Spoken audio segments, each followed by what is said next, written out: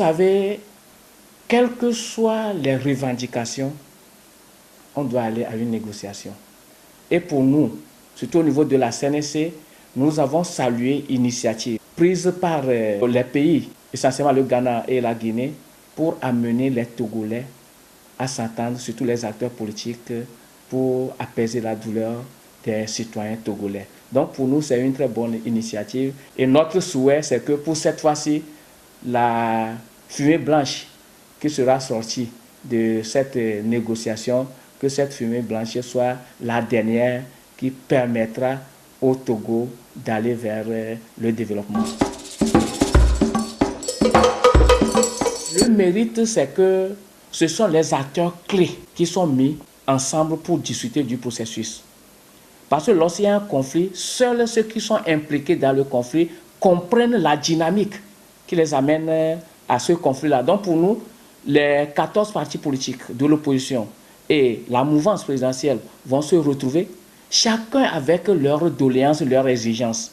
Pour nous, d'abord, la chance que nous pouvons dégager, c'est le fait que les Togolais s'asseyent ensemble ou s'acceptent de s'asseoir ensemble pour discuter de problèmes togolais. La deuxième chose, là, on ne peut pas trop peser sur la décision des acteurs politiques. Cette négociation doit aboutir. Chacun doit y mettre de son sien, de sa bonne volonté, de sa bonne foi, pour que les discussions soient de vraies discussions et que ce ne soient pas les positions qui priment, mais que ce soit l'intérêt supérieur de la nation qui prime à cette négociation. Et nous osons croire que si c'est l'intérêt supérieur de la nation, on peut trouver des solutions consensuelles pour le problème togolais. Pour une négociation, chacun a sa feuille de route, a ses exigences. Mais lorsque vous négociez, c'est parce que vous avez d'abord accepté, revoir votre position. Sinon, vous allez vous camper sur votre position et on n'ira pas aux négociations. Donc, les négociateurs vont amener les acteurs politiques à comprendre le bien fondé, apprécier les exigences de chaque partie prenante et voir le juste milieu qui peut amener les Togolais à s'accepter, à avoir ce minimum de confiance, parce que c'est un manque de confiance, pour ensemble travailler pour le développement de notre pays. Donc pour nous, il y a des exigences, mais lors d'une négociation, on essaie de voir est-ce que tous les cahiers de charges sont aussi légitimes. Donc nous osons croire que c'est les discussions qui vont amener les acteurs à apprécier leurs exigences et à voir comment il faut mettre un peu de l'eau dans le vin pour que ça soit dilué, pour pouvoir étancher la soif de tous les Togolais.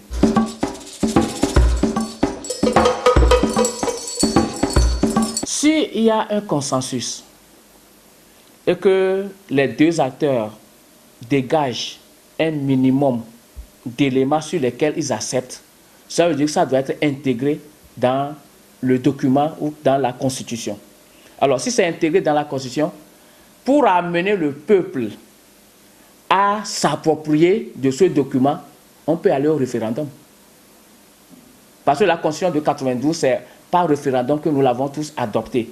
Donc, avec un nouveau texte, si les acteurs veulent, ils peuvent aller à un référendum, mais s'ils ne veulent pas, si les 4/5 du Parlement se dégagent et votent le nouveau document sorti des accords ou de la négociation, nous osons croire qu'il faut faire économie de l'énergie et de l'argent pour ne pas aller au référendum et que les parlementaires puissent voter le texte qu'ensemble ils vont avoir lors de cette négociation.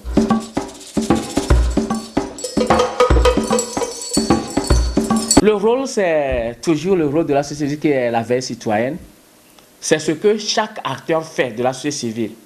Mais par rapport à cette veille, des gens ont des lectures différentes d'une situation donnée. Donc, on ne peut pas aujourd'hui dire que tel acteur ou telle organisation de la société civile a pris position par rapport à un parti et telle société civile a pris position par rapport à tel parti donné. Non. La société civile fait une analyse de la situation est-ce que les revendications sont légitimes? Si les revendications sont légitimes, quel apport la société civile peut faire? C'est ça l'analyse que la société civile doit faire. Maintenant, si les revendications sont légitimes et certains supposent que par rapport à ça, on n'a même pas besoin d'aller à une négociation, il faut que cela soit ainsi. Et d'autres disent non, il faut aller à une négociation pour que ce soit quelque chose de consensuel et que chacun se retrouve dans ce qui a été décidé. Je pense que chacun joue son rôle. Mais le mal est que pour le Togo, pour une position prise, on essaie d'étiqueter l'acteur de la société civile. C'est aussi à cet élément que nous devons, en tant que Togolais et en tant qu'acteurs de la société civile, nous devons nous surpasser pour ne pas étiqueter certains acteurs d'être proches de l'opposition et d'autres acteurs d'être proches de la mouvance.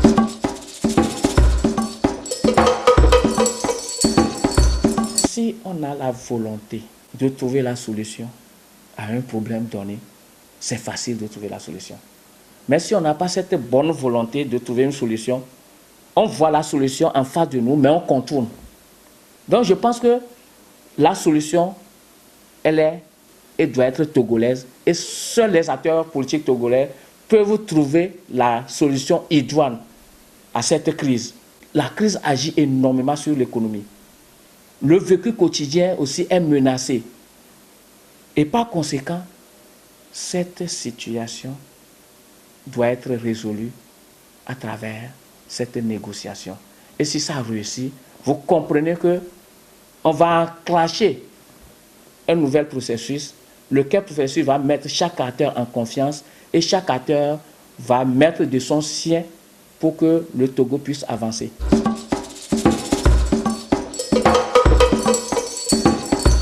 À l'issue de chaque négociation, il y a des accords. Et la mise en œuvre de ces accords-là, c'est ça qui crée problème pour le Togo. Donc pour nous, à l'issue de cette négociation, il faut mettre un comité de suivi, constitué des acteurs de la société civile et des acteurs politiques, qui régulièrement vont suivre la mise en œuvre de ces accords et vont produire régulièrement des rapports pour informer les négociateurs de l'évolution de ces accords et en même temps informer les citoyens pour situer la responsabilité de chaque acteur. Où il y a le blocage et situer chaque acteur. Nous crois qu'avec ce comité de suivi, les choses peuvent évoluer cette fois-ci.